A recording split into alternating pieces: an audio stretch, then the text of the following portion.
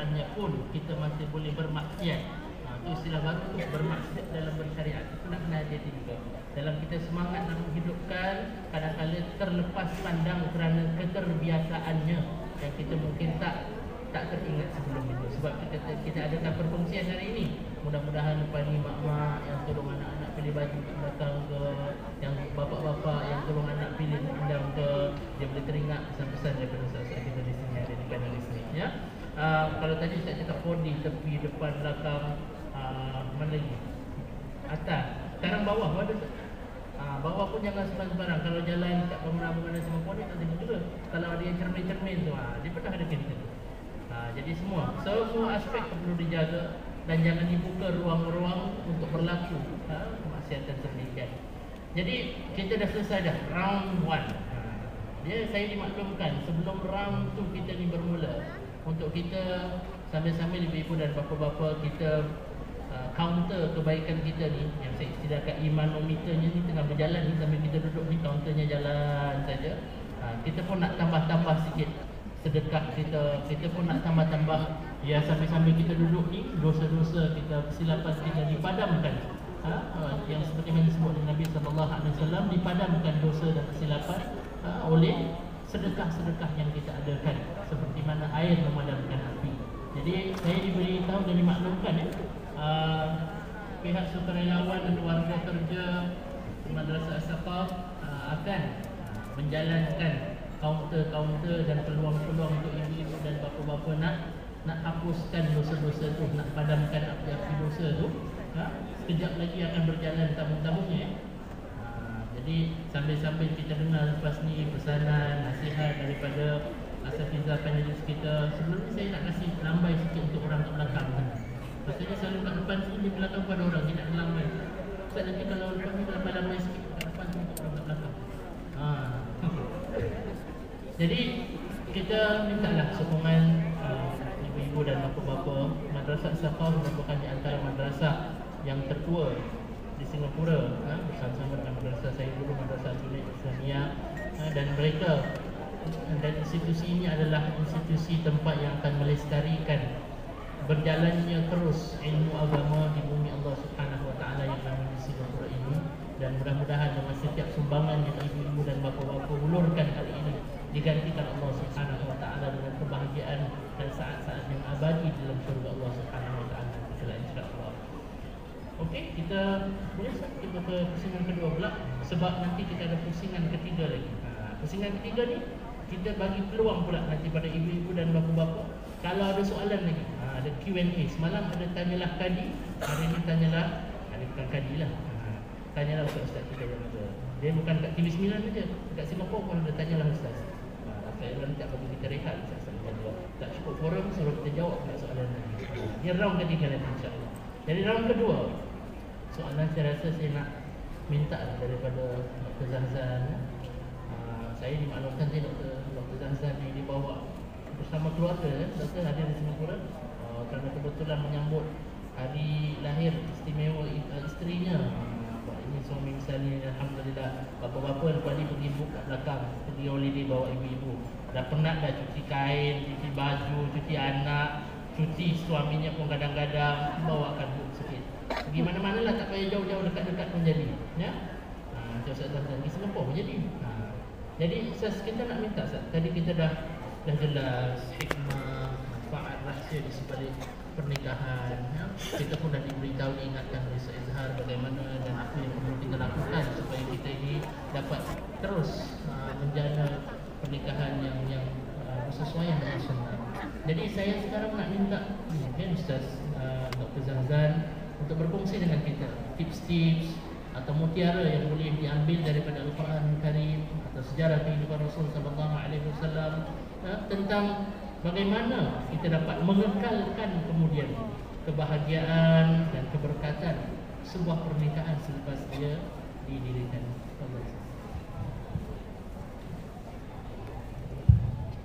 Alhamdulillah wassalamu ala Rasulillah. Sayyid Ustaz Izhar dan para penonton yang dimuliakan sekalian. Nampaknya makin panas lepas Ustaz Izhar baru dia menarik tuan-tuan. Tuan-tuan dan hati dikasih Allah sekalian. Jelas kita ni satu rukun, satu bangsa tuan-tuan ya. Kita ni berdarah daging yang sama,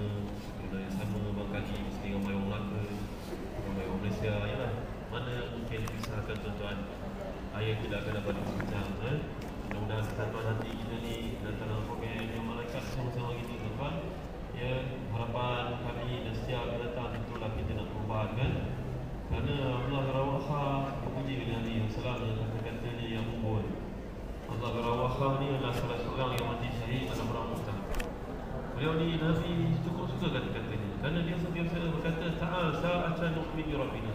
Mari sini sebentar saudara, kita dengar benda yang mengingatkan diri kita kepada Allah SWT. Kerana manusia di mana ada yang perfect. Dia sentiasa ada kekurangan. Suami baik, isteri baik. Kerana suami kita memang seorang yang saleh. Dia datang ke program ini, dia nak jadi orang baik. Dia cuba baca cerita Sayyidina Ali, tapi dia belum mampu jadi macam Sayyidina Ali, tuan-tuan. Walaupun dia suka minum tongkat Ali. Kan? Isteri kita ni baca dengan menangis-nangis, baca tentang cerita Fatimah. Baca menangis-nangis, baca tentang Sayyidina Aisyah, Sayyidina Khadijah, pengorbanan dan sebagainya. Tapi tuan-tuan, mereka belum mampu jadi macam tu lah tuan-tuan. Itu yang kita kena terima pada hari ini. Ya, kali itu dalam satu ayat yang menarik bila Al-Imam Ibn Kathir tafsirkan ayat daripada surat Nama. Fatabassama dhahikan min qawliha wa qala rabbi awzi'ni an ashkura ni'mataka allati an'amta 'alayya wa 'ala walidayya wa an a'mala salihan tardah. Bila ayat ini disebutkan, Imam Ibn Kathir mentafsirkan, lalu dia pun senyum mendengar kata-kata seronok. Lalu dia berkata kepada Allah SWT dengan doa munajatnya, Ya Allah, berilah kepada hamba-Mu iaitu Sulaiman ini kekuatan untuk bersyukur kepadamu atas nikmat yang Kau kurniakan pada tentera yang besar, kerajaan yang hebat ini, dan mampu menguasai binatang yang Kau jadikan. Jadikanlah dia yang pada bersyukur kepadamu, Ya Allah. Imam Ibn Katsir bawa riwayat yang lain. Sebenarnya Nabi Sulaiman dalam satu misi ketenteraan yang bersama dengan tentera yang ramai, mereka kepenatan melihat di bawah pokok. Nabi Sulaiman duduklah mendengar celoteh dua ekor burung yang salah satunya bertinggi dan salah satunya terbang mengelilingi yang sedang bertinggi. Bayangkan dua ekor burung, seekor bertinggi, seekor terbang mengelilingi. Tuan-tuan yang berhati dan dikasihi Allah sekalian. Lantas Nabi Sulaiman pun tersenyum. Lalu tentera-tentera yang melihat mengatakan kepada Nabi Allah ini, wahai Nabi Allah, adalah daripada kamu mengapalah burung. Apa tuan Nabi senyum? Apa yang menggelikan hati tuan? Jawapan Nabi Sulaiman alaihi salam, sebenarnya aku mendengar burung di atas kita ni sedang berceloteh, bercericau, berkicauan, bercericau, itu bahasa Melayu juga. Mengapa?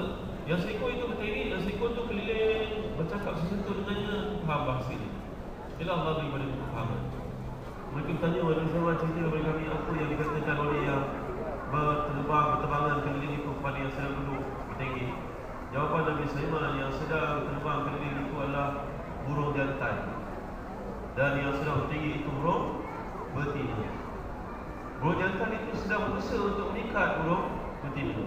Lalu dia berkata kepada si betina itu, wahai perempuan, wahai gadis kan, terimalah pinanganku. Sekiranya kau terima pinanganku, akan kubinakan untuk memahligai dari kaca. Masya Allah, burung pun boleh nyanyi juga bertumbuh di pintu syurga punya Tuhan. Nabi Sulaiman senyum. Nabi Sulaiman kata, manakah mungkin burung yang kecil dan dhaif macam tu boleh membina istana? Dah tu dia janji komit untuk bina mahligai di kaca pula tu. Mana mungkin seekor burung bina mahligai, dan mana ada kaca dekat dalam sik ini? Nabi Sulaiman telah berkata, wa kullu khatibin kadzabun. Setiap yang bertunang itu pembohong. Tuan tak ibu kakak? Ingat tak masa Syria berjanji dengan kita dahulu? Tuan-tuan yang dalam hati dan dikasih Allah, hidup tidak perfect tuan-tuan. Hidup tidak sempurna.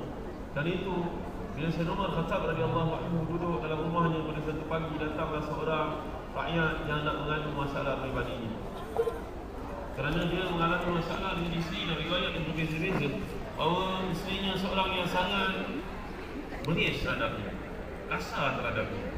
Isteri selalu menenting-nenting dia, dan badannya pun sebab kahwin itu macam dipam-pam jadi belon. Mohon maaf tuan-tuan, ya, dalam Pre-Digest mengatakan, are you an apple or pear? Kamu ni sebiji apple ke kamu sebiji pear? Tahu tak tuan-tuan? Macam tak tahu je. Kalau tak tahu ni mesti berbalik lagi kan. Tahu Alhamdulillah, saiz macam mana. Jadi Isteri itu bila kahwin saja badannya membesar. Aku masa saya suruh kahwin, insya-Allah jaga badan gamai lagi macam gitar dia. Ini lelaki itu berkata, dia nak mengadu pada Sayyidina Umar, dalam hatinya banyak rebutan. Dia pergi ke rumah Sayyidina Umar, duduk dekat tempat menanti sebelum Sayyidina Umar keluar. Tiba-tiba tuan-tuan dimulakan sekalian, dia sedang duduk menanti Sayyidina Umar. Dia mendengar pula Sayyidina Umar Khattab radhiyallahu anhu dimarahi oleh isteri. Suaranya sampai keluar rumah. Isteri itu menengking Sayyidina Umar yang menjadi presiden, khalifah orang Islam, lelaki first man, orang yang pertama sekali dalam dunia Islam. Dia merupakan Amirul Mukminin, khalifah, orang yang paling terhormat. Isteri ini menengking Sayyidina Umar sampai keluar suara ke depan rumah dan orang dikenal. Lalu dia pun dengar saja Sayyidina Umar kena tengking dengan isterinya, dia pun beransur beredar pergi. Dia kata isteri Sayyidina Umar isi aku 2 kali 5. Aku punya isteri marah, dia pun marah, kena marah dengan isteri. Badan sama-sama dalam pergi kami. Dia pun pergi, Sayyidina Umar pun nampak dia pergi. Sayyidina Umar keluar. Fulan, isteri Fulan, apa kau nak pergi? Kau nak jumpa aku kan dah tak selesai. Sayyidina Umar seorang pemimpin yang sangat berjiwa rakyat. Dia turun padang setiap hari. Tapi di Malaysia tak lama lagi 3 hari. Dia raya turun padang maknanya pergi jumpa dengan masyarakat lah. Sayyidina Umar tiap hari membuka pintu rumahnya untuk orang datang mengadu masalah apa saja. Sayyidina Umar memanggil dia, Fulan, apa hal kamu balik? Jumpa aku lagi. Sudah kamu sama selesai? Jawapannya sudah. Siapa yang selesaikan? Saya melihat dalam rumah tangga Sayyidina Umar sendiri sudah ada penyelesaian. Apa maksudnya? Saya di rumah Sayyidina Umar, isteri saya seorang yang sangat begini, saya marah saya, laki-laki saya rasa lelaki yang sangat tidak dihormati di sini. Sekarang saya lihat rupanya Sayyidina Umar pun sama dengan saya. Dimarahi oleh isteri. Tuan-tuan, Sayyidina Umar kata, duduk kau. Dengar aku baik aku kata. Wahai sahabatku, aku dan kau sama-sama suami. Kita ada isteri. Mereka membasuh baju untuk kita, memasak untuk kita, melahirkan anak untuk kita, membesarkan anak kadang-kadang tanpa jagaan kita. Mereka telah pun mengambil tanggungjawab sangat besar. Kau baca tak ayat Allah Subhanahu wa taala, Allah mengingatkan, wa in takrahu syai'an fa yaj'alullahu fihi khairan katsira. Ya, wa ashiruhunna bil ma'ruf. Bergaulah dengan isteri dengan cara yang terbaik. Kalau kamu benci satu benda pun, tapi bayangkanlah dia tetap ada kebaikan kepadanya. Kata Ibn Abbas, kebaikan yang paling kurang sekali dilahirkan anak untuk. Jadi kalau kamu tidak mahu melihat kebaikan yang tuan-tuan di dalam hati dan dikasih sekalian, maka duduk ini kita menghitung kekurangan Allah, dan kita tidak akan jumpa kebaikan sama sekali. Jadi berlapang dada tuan-tuan yang dimuliakan Allah sekalian. Kerana saya mengatakan bahawa tanda orang itu mempunyai penghormatan kepada orang lain. Yang paling penting sekali, yang paling tinggi, yang paling besar, dia ada sifat namanya al-ihsan. Al-ihsan maksudnya mendahulukan orang lain lebih daripada diri. Siapa orang tu yang gemuk tu lah, kesian yang dia kedua, gemuk. dia ada sifat namanya dia melihat kekurangan dia daripada seseorang itu. Sebenarnya pada dirinya lebih banyak. Tuan-tuan dalam hati dan dikasih Allah sekalian. Kalau yang kita nampak tentang sebuah rumah tangga yang paling penting, turun ayat berkaitan dengan nusyuz. Fa'ibuhunna wahjuruhunna bil madajir wadribuhunna, dalam surat Nisa. Kalau isteri kamu tidak peranan yang betul, ada 3 langkah untuk kamu membatinya. Yang pertama, bagi nasihat, fa'ibuhunna. Yang kedua, wahjuruhunna bil madajir, tinggalkan dia di tempat tidur. Kalau isteri nusyuz ya. Yang ketiga, wadribuhunna, pukullah mereka. Bila turun saja ayat ini, Nabi belum sempat jelaskan. Tiba-tiba pada keesokan hari, seperti disebut oleh para ulama dalam ayatul ahkam, contohnya Imam As-Sa'is, contohnya Syekh Fadhilatul Syekh Muhammad Al-Sabuni dalam Rawatul Bayan, mengisahkan keesokan subuh ramai perempuan datang solat sembahyang subuh berjemaah bersama Nabi di luar kebiasaan, batasan kebiasaan. Nabi rasa heran, kenapa ramai datang sembahyang subuh perempuan pada hari ini? Perempuan tak disyariatkan untuk sembahyang berjemaah. Mereka sembahyang di rumah mereka lebih besar pahala daripada berjemaah. Melainkan kalau datang untuk dengar majlis ilmu, itu perkara lain. Maka Nabi SAW lihat ramai pula yang mengadu malam tadi ditenyi oleh suami masing-masing. Kerana semalam turun ayat berkaitan dengan pukul, maka orang lelaki memukul. Nabi SAW lantas memanggil semua sahabat, mengapalah kamu pukul isteri-isteri kamu? Kamu tahu tak, sebaik-baik kamu adalah orang yang paling baik kepada isterinya. Mulakanlah kebaikan kita tak ada guna kalau buat di luar, tapi pada isteri zalim tak ada manfaatnya tuan-tuan. Kita ni menzalimi seseorang itu. Sampai ayat yang paling banyak dalam Al-Quran Karim kalau kita lihat berkaitan dengan hukum muamalat adalah hukum munakahat. Surah Al-Baqarah, surah Nisa, semuanya mengisahkan tentang hubungan lelaki perempuan kerana mulanya satu kekuatan bangsa itu sendiri Orang putih pun kata dia sebalik seorang lelaki yang kuat ada isteri yang amat bermanfaat untuknya, kata. Tuan-tuan, dia rahmati dan dikasihi Allah sekalian. Nabi atas dalam sabda, jangan pukul isteri. Kalau kamu nak pukul pun, pukulkanlah pakai kayu sugi. Kayu sugi. Ya, walan yadrib khiyarukum. Tidak akan ada orang yang baik di dalam kamu yang akan pukul isterinya. Nabi tunjuk kalau nak pukul-pukulah dengan kayu sugi. Ya, tuan-tuan yang dirahmati dan dikasihi Allah sekalian. Nabi bercerita pada Aisyah radhiyallahu anha dalam kitab Syama'il Muhammadiyah. Mana syarikat Syukran ni? Mana Haji Ismail? Haji Ismail tak nampak pun. Mana Haji Ismail? Dia Haji Ismail. Haji Ismail ni wakil jualan majalah Solusi dan jadi Kuwait, tuan-tuan. Tuan-tuan dimiliki Allah sekalian. Haji Ismail lepas ni bawa buku Syama'il Muhammad. Haji Ismail Syama'il Muhammad. Syama'il Muhammad mengisahkan Rasulullah SAW daripada bangun tidur sampai Rasulullah tidur balik semula. Jadi Ustaz Izzah bercerita saya.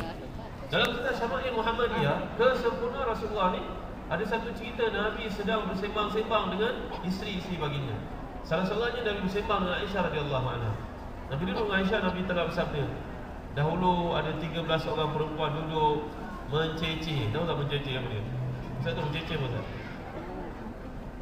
Tak tahu. Tinggal zaman Ustaz Izzah. Menceceh maknanya mengobrol orang Indonesia kata. Apa mengobrol? Orang Singapura pun suka tengok filem Indonesia ni. Menceceh, bersembang Nanti bahasa Melayu Melaka lama. Melaka segalanya bermula. Saya orang Melaka. Tuan-tuan, dia sedang berbincang, berbual, menceritakan keaiban lelaki masing-masing. Jangan sampai macam tu, tuan-tuan. Isteri kita tak ada channel nak lalukan, dia terpaksa jumpa dengan kawan-kawan menceritakan keaiban tuan-tuan dengan tuan-tuan. Ya, keaiban yang isteri ceritakan itu amatlah haram hukumnya, tapi dia tak ada cara. Maka tuan-tuan, Nabi telah bersabda 13 orang perempuan duduk bersembang tentang suami masing-masing. Yang pertama memulakan bicara, suami saya umpama harimau, dia sangat bengis kepada kami, sangat bengis. Yang kedua pula berkata, saya ada suami saya macamlah unta kurus dekat Bukit Tihama. Bukit Tihama maknanya satu bukit yang tinggi, yang jauh daripada orang. Kalau unta naik ke kawasan itu, tidak akan dapat semula kerana tempatnya jauh dan sejuk. Maknanya unta ni dalam duduk tempat yang tak ada rumput, kurus. Kurus maknanya menampakkan kepada tak rajin cari harta, pemalas. Lepas tu kedekut pula tu. Dia bayangkan suami dia dengan analogi yang bagai-bagai. Yang ketiga pula berkata, suami saya sangat pemurah, tapi pemurahnya bukan untuk kami. Bila datang orang ke rumah, maka akan berbunyilah muzik segala macam, dimainkan, menandakan banyaklah unta yang akan ditumbangkan, tapi bukan untuk kami, untuk kawan-kawan. Maknanya bukan main pemurah kepada orang lain, tetapi kedekut terhadap isteri dan anak-anak sendiri. Tuan-tuan dimuliakan Allah sekalian. Dan lelaki yang terakhir, perempuan yang terakhir, cerita suaminya adalah seorang yang bernama Abu Zar'in. Abu Zar'in, seorang lelaki yang dikinayahkan, disandarkan kepada keterusan kekayaan. Seorang suami yang kaya, hartanya cukup banyak. Dan kami pun memiliki anak-anak yang disebut dalam hadis itu gebu, cantik, gemuk, sihat, tua badannya kerana makanan semua cukup. Tapi pada satu hari suami saya telah keluar berniaga. Dia tidak melihat saya lagi. Dia susah nak dibetulkan apa pandangannya walaupun dia seorang yang amat kaya. Dia pergi keluar, dia melihat seorang iron lady yang juga berusaha jaga macam dia. Kebaikan-kebaikan yang saya pernah buat pada dia habis luput semuanya. Lalu dia berkahwin dengan perempuan tersebut, meninggalkan saya. Menjandalah saya. Ya, kemudian saya dipinang oleh seorang lelaki lain. Lelaki itu hartanya kalau nak dibandingkan dengan yang pertama Abu Zar'in tadi, hartanya banyak, tapi tak sampai 1/10 daripada Abu Zar'in punya.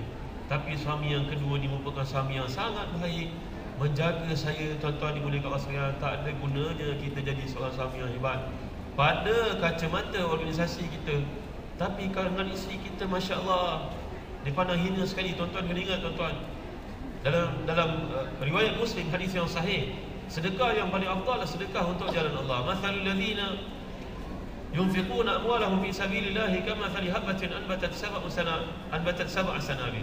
Kita sedekah pada jalan Allah umpamanya pada hari ini untuk dibangunkan masjid, dibangunkan madrasah, sekaf, lagi 100 tahun satu biji bata yang tuan-tuan derma secara tak sengaja akan memerdekakan tuan-tuan dari neraka Allah, tuan-tuan. Banyaklah sedekah pada hari ini. Banyaklah sedekah untuk makna sekaf. Tuan-tuan, itu pahala yang paling besar. Tak ada yang boleh menandinginya kerana nilainya 1/700. Yang kedua, sebenarnya pahala yang paling besar kepada isteri sendiri, tuan-tuan.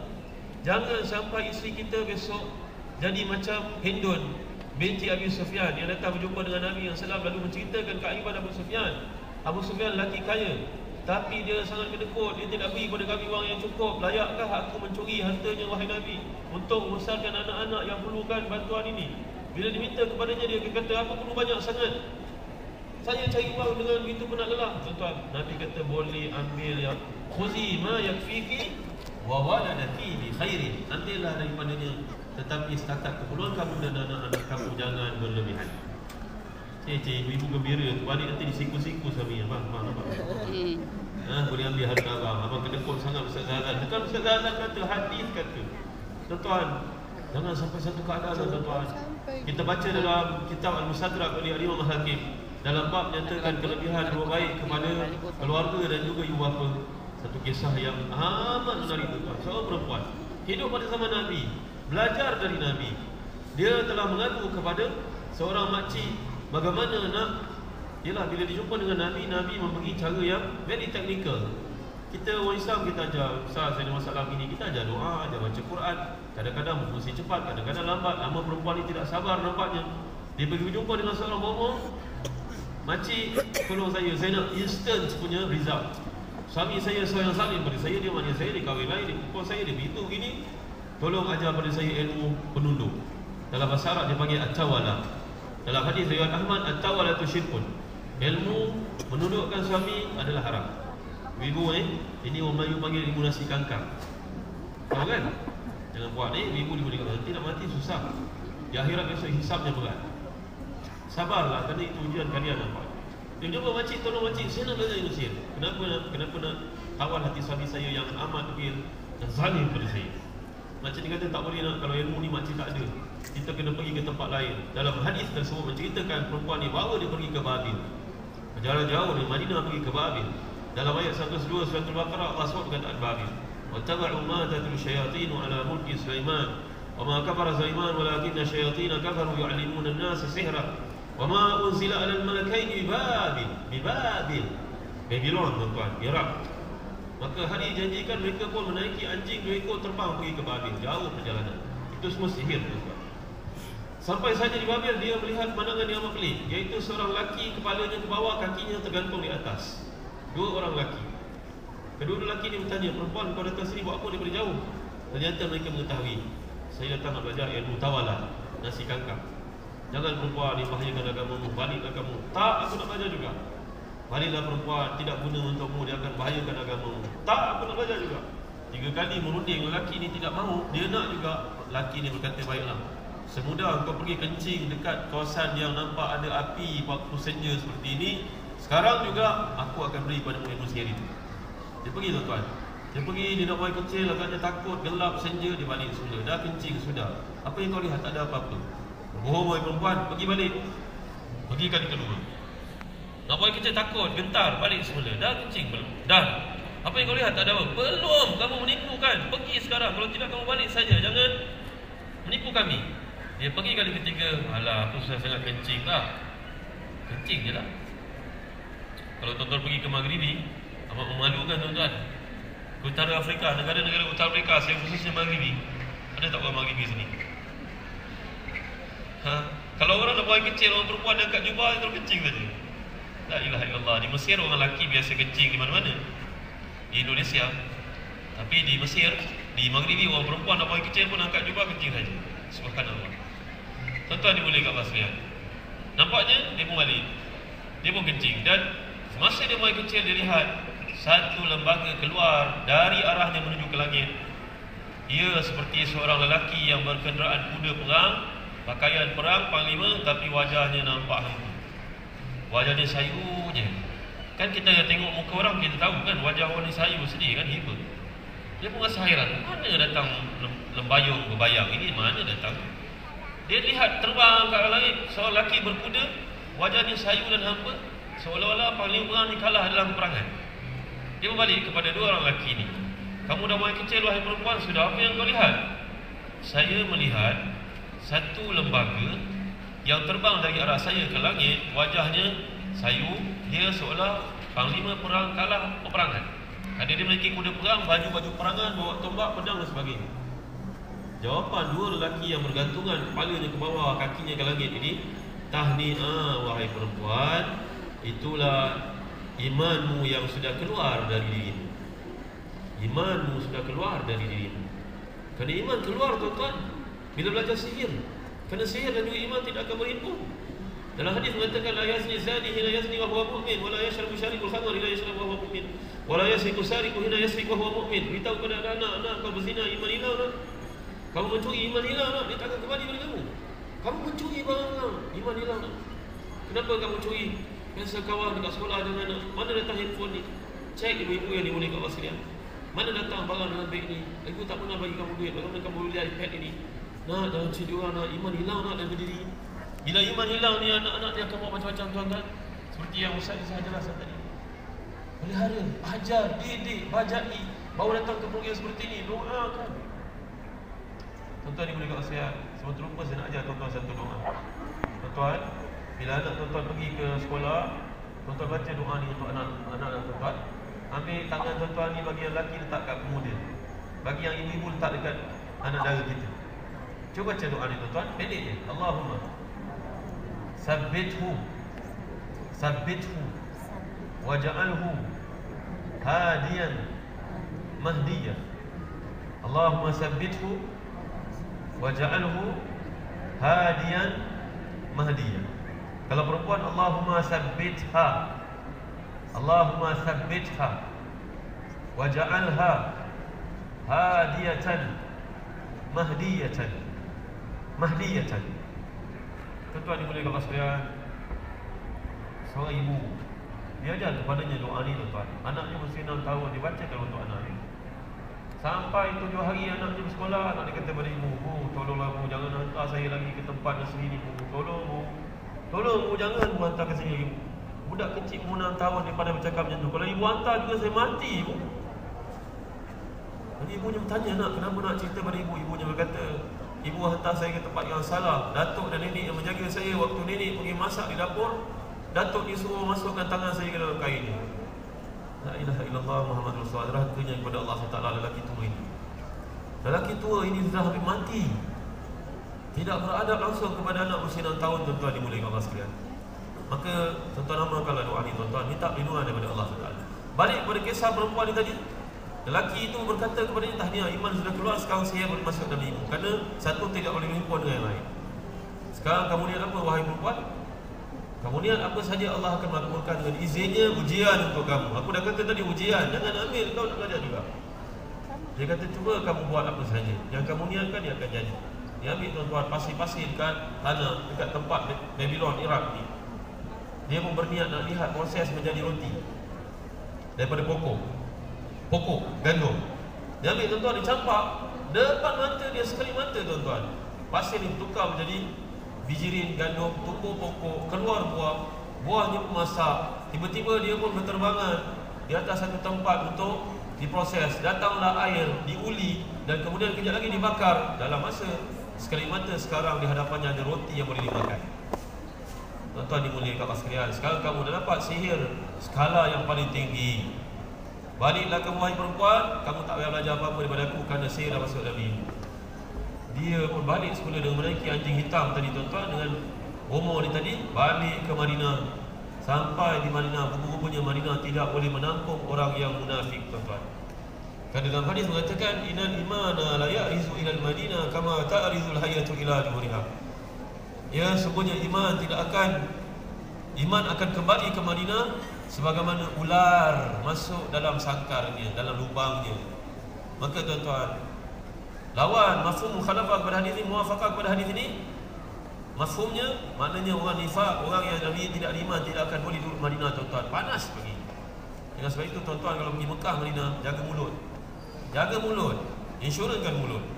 Lidah. Jangan berkata, "Saya duduk Madinah ni penat lah, bila nak pergi Mekah, Penat lah 8 hari, 8 kali 5, 40. Setengah ulama kata 40 saat waktu kita hadir di Masjid Nabawi dapat syafaat. Tuan-tuan walaupun hadis lemah, tapi direncanakan untuk kita kalau kat Malaysia 40 waktu duduk dekat Madinah. Jangan cakap apa-apa. Bila nak pergi Mekah, ni terutamanya orang yang pertama kali pergi haji dan tak pernah pergi umrah. Bila nak pergi Mekah ni, duduk Madinah, penat lah. Jangan cakap macam ni. Ini cakap orang tak ada iman sebenarnya. Ya, tuan-tuan dimuliakan Allah sekalian. Sekarang wanita tersebut balik ke Madinah, dia tidak boleh duduk Madinah, panas. Kerana Nabi tidak ada iman. Dia merasa malu pada diri sendiri. Dia tak sanggup buat begitu pada suaminya walaupun sekarang dia ada ilmu nasi kangkang. Ustaz Izzah ada cerita tentang ilmu nasi kangkang ni, tuan-tuan. Dia pernah cerita kat kawan Syafiqah, pengalaman pribadinya. Mungkin bermakna untuk kita faham, tuan-tuan. Bahaya, tuan-tuan, kalau silap yang pula namakan ilmu ni suami jadi luar betul, tuan-tuan. Suami jadi luar betul. Jadi dia sekarang takut. Dia tak boleh duduk Madinah.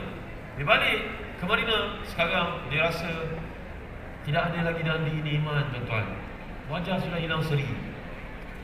Tidur malam tidak boleh, kerana syaitan akan datang bersama-sama dengannya. Kadang-kadang syaitan berjima dengannya, tuan-tuan dimuliakan Allah sekalian.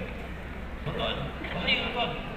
Sekarang dia merasa macam mana nak kembalikan iman. Dia nak kembalikan iman. Dia pergi ke rumah Nabi. Dia terpaksa cakap dengan Nabi benda yang sebenarnya. Dalam lanjutan hadis itu berkata, hari dia sampai ke rumah Nabi, hari Nabi wafat, tuan-tuan. Hari Nabi wafat. Ya, dia bertanya kepada Ibn Abbas dan juga sahabat-sahabat Nabi yang dekat situ, tolong jampi balik iman kembali. Mereka berkata, no way, tidak ada cara. Tak adalah cakap no way, tuan. Ini bahasa saya, tuan-tuan faham tak ada cara. Sahabat-sahabat Nabi semua berkata tidak ada cara. Kamu ada ayah ibu tak? Ahayun walidaka, adakah ibu ayah kamu masih hidup, wahai perempuan? Perempuan ini menjawab dengan tangisan, tidak, mereka sudah mati, wahai sahabat-sahabat Nabi. Sahabat-sahabat Nabi berkata, malang sekali bagi kamu, wahai perempuan. Kerana doa ibu bapa itu menyamai doa Nabi. Sekarang Nabi tidak ada, ibu bapa kamu tidak ada. Kamu menderitalah dalam syirik pada Allah SWT. Tuan-tuan, Nabi mengajar, tuan-tuan, jangan sampai isteri buat begitu pada kita. Jangan sampai itu isteri buat pada kita. Jadikanlah hidup ni peluang untuk kita dapat pahala. Ya, agak-agak kalau kita rasa isteri kita marah dengan kita, kata Datuk Ismail Kamus, kita diam je dengar dia cakap. Jangan lawan. Dia tengah marah. Seorang marah, seorang diam. Kita duduk depan dia ketika dia marah itu. Ya, dan kemudian bila dah habis marah, dah. Kita bangun pula. Dengan ini, terima kasih banyak atas ucapan alu-aluan yang telah disampaikan tadi. Dan terimalah wang sebanyak $50. Jangan tuan-tuan sesiap pelempang naik ke muka, tahu. Tuan-tuan dimuliakan Allah sekalian. Jadi hikmahlah, tuan-tuan. Kalau suami marah, kita buat apa yang suami suruh buat. Sia-sia, jangan ada ego, ya. Itu falsafah yang paling mudah. Kalau isteri kita marah juga, kita keluarlah ke rumah saja. Mungkin pergi ke surau, mungkin pergi masjid, angkat sembahyang, jumpa dengan kawan-kawan baik, minta nasihat, minta doa. Selesai, tuan-tuan. Kerana hidup ni dia umpama lautan. Sekali-sekala tenang, kadang-kadang datang badai. Ia menyempurnakan rutin kehidupan seperti disebut oleh Syekhul Islam. Itulah kecantikan hidup, kerana ada padanya panas dan hujan. Kalau tak ada panas dan hujan, hidup ini monotonous, tuan-tuan. Jadi tuan-tuan dimuliakan Allah sekalian, berkatalah Abu Darda ketika mengahwinkan anak perempuannya yang bernama Darda dengan pelajarnya yang paling miskin. Abu Darda seorang yang handsome, isterinya Ummu Darda seorang yang sangat jelita. Mereka bukan sahaja handsome dan jelita, malahan beriman kepada Allah, sahabat Nabi yang sangat terkemuka. Ada puteri bernama Darda. Darda dipinang oleh Yazid bin Muawiyah, putera mahkota, tuan-tuan. Orang nombor 2 penting selepas Muawiyah yang akan menggantikan Muawiyah. Muawiyah sendiri pergi pinang. Abu Darda berkata, minta maaf lah, saya tak berapa sedia nak terima pinangan anak raja. Orang suruh kata, apalah Abu Darda, tak pandai buat keputusan. Kan baik kalau kahwin dengan raja, selesai semua urusan. Abu Darda katakan, gitu aku fikir, aku tak fikir gitu. Aku fikir besok Darda ni hidup susah bersama kami, tiba-tiba dia cultural shock. Dia jadi senang, dia ada pembantu, ada inang-inang, ada dayang, menguruskan semua benda. Sekarang Darda akan jadi lain daripada Darda sebelum ini. Akhirnya Abu Darda lekas-lekas mengahwinkan Darda dengan anak muridnya yang paling zuhud sekali. Dan hari dia mengutuskan anaknya kepada putranya itu, kepada menantunya itu. Dia kata kepada Darda, Darda, ayah takkan jumpa kamu je nak. Duduklah dengan lelaki saleh ini, ayah telah kenal agamanya lama, dia belajar dengan ayah. Setahun selepas itu Abu Darda datang jumpa Darda, tuan-tuan. Masya Allah, dalam segala riwayat Az-Zahabi mengatakan setahun lepas kahwin baru datang jumpa. Walaupun rumah mereka berdekatan, menantu ini sentiasa terus meneruskan pengajian dengan Abu Darda yang mengajar di masjid. Tapi Abu Darda tak pernah tanya tentang agamanya anaknya. Tuan-tuan, Allah hebatnya orang saleh, tuan-tuan. Doa mereka, kegiatan hidup mereka, semuanya mendapat restu daripada Allah SWT. Maksudnya, tuan-tuan, kesalihan adalah satu martabat yang boleh dicapai. Bacalah satu buku bertajuk Riyadhus Salihin. Kalau tuan-tuan tak ada Riyadhus Salihin, memiliki yang lebih ringkas, namanya ringkasan Riyadhus Shalihin. Mana ni Syekh Ismail? Haji Ismail. Nanti bawa buku ringkasan Riyadhus Shalihin. Bekal kepada semua orang Islam. Mereka baca satu lagi satu hadis untuk jadi orang saleh. Amalkan mana yang mampu. Allahu a'lam. Terima kasih Dr. Zazan, cerita-cerita yang cukup menarik sebagai iktibar untuk kita bawa pulang. Saya ringkasnya ibu-ibu dan bapa-bapa, banyak-banyaklah kita berlapang dada, banyak-banyak kita murah hati. Lepas ni ada nasi goreng, jangan nasi kangkang Yang nasi goreng ni boleh pikat hati. Nasi goreng kampung ke. Lepas ni abang-abang baliklah bawa. You nak apa? You nak cakwe, you nak burger, you nak lontong bakar, semua ada. Kita belilah semua. Abang ni bahasa saya ke bang? Sebelum tak pernah sebelum ni keropok pun belikan. Buang tebiat, saya kata, tebiat kan je kaki aku ni. Jangan pula macam tu, abang ni buang tebiat. Orang nak buat baik, dia kata buang tebiat pula.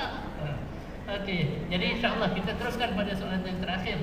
Pusingan kedua ini, Ustaz Izhar, saya rasa dalam kita melayari pernikahan dan perkahwinan itu, setentunya ibu bapa seperti yang disebutkan tadi Dr. Zazan, ibu bapa memainkan peranan yang juga penting. Jadi kalau kita boleh minta lah kepada Ustaz Izhar untuk terangkan kepada kita lah bagaimana ibu bapa dapat memainkan peranan dalam pernikahan anak-anak mereka, dan mungkin apakah antara perkara yang tak seharusnya dilakukan oleh ibu bapa mungkin dalam memainkan peranan mereka.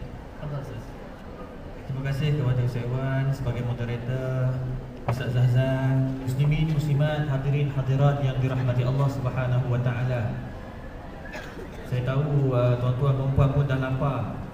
Bak kata pantun, pergi ke kedai beli Maggi naik bas. Saya tahu punggung tuan-tuan telah pun kebas. Muslimin muslimat yang dirahmati Allah, saya tak panjang sebab Dr. Zazan dah bagi banyak dah input dan saya banyak belajar daripada apa yang disampaikan tadi. Patut diteruskan sampai habis. Muslimin muslimat yang dirahmati Allah Subhanahu wa taala, tak boleh. Ini betul. Banyak ilmu saya dapat. Cerita dia sentiasa berterusan dan inilah memang telah diakui oleh 24 juta rakyat Malaysia. Alhamdulillah. Muslimin muslimat yang dirahmati Allah Subhanahu wa taala, kalau kita nak jawab kepada persoalan yang ditanyakan oleh yang bagi Ustaz Irwan tadi, apakah tanggungjawab ibu bapa dalam menangani masalah anak-anak bab-bab perkahwinan ini, tuan-tuan dan puan-puan sekalian? Pertama sekali kita kena tanam dalam kepala kita, kena tanam dalam diri kita. Apa yang kita kena tanam?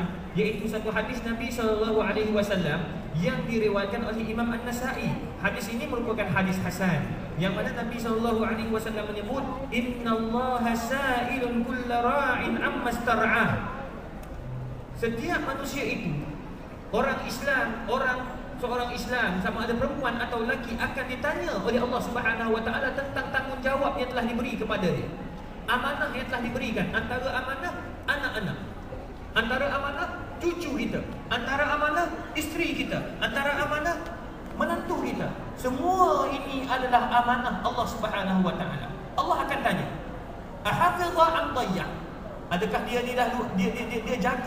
jaga mengikut syariat Islam, atau dia biarkan mereka ini dengan cara hidup yang diajar oleh barat? Na'udzubillahi min dzalik. Dengan tidak tutup auratnya, dengan cara yang tidak betulnya, cara yang ada mungkin mengorat dengan cara yang salah, dengan menggunakan sihir. Semua ini adalah cara yang salah. Ibu bapa akan tanggungjawab. Maka Nabi SAW meneruskan hadis itu, hatta yus'ala ar-rajulu ala ahli baitih, sehinggalah suatu hari nanti di akhirat kelak mereka akan ditanya. Saya akan ditanya, Ustaz Zazan akan ditanya, Ustaz Irwan akan ditanya, tuan-tuan perempuan akan ditanya, bagaimana keluarga kamu masing-masing? Ya Allah, tuan-tuan puan-puan yang saya hormati sekalian, isteri kita buat maksiat, kita masuk neraka kerana itu. Anak kita buat maksiat, kita masuk kerana itu sebab kita tidak tegur.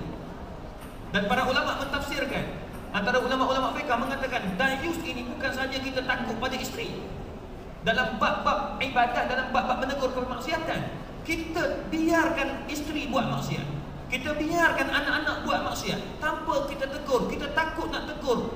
Yang Nabi sebut, qulil haqqa walau kana murra, cakap benar walaupun benda tu pahit. Mungkin isteri terasa hati, mungkin anak-anak terasa hati. Biar kita bercakap sekarang, kita selamat dunia, selamat akhirat.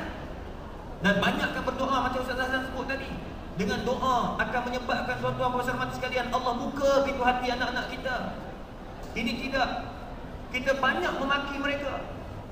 Anak degil, kita kata anak aku ni degil sangat. Kenapa kita tak sebut degil-degil? Baik orang tua-tua dulu, betul Ustaz? Orang Melaka kata, bertuahnya budak ni. Tengok orang Melaka, kena puji sikit abang. Orang Singapura pun kata, bertuahnya anak ni. Kenapa? Sebab bila kita sebut bertuah, fa innal malaikah tu'minuna ala ma taqulun. Malaikat-malaikat akan mengaminkan apa yang kamu sebut, tuan-tuan, puan-puan sahabat mati sekalian. Kalau kita kata matilah kau dengan isap dadah, mati isap dadah sungguhlah, na'udzubillah min zalik. Kalau kita kata budak ni pandai-pandai sungguhlah budak ni, tuan-tuan, puan-puan sahabat mati sekalian. Jadi kita kena letak bahawa ini satu amanah. Maka dengan itu kita sebagai ibu bapa dalam bab perkahwinan, pertunangan, pertama sekali kita kena ingat itu sebagai satu amanah. Yang kedua, kita kena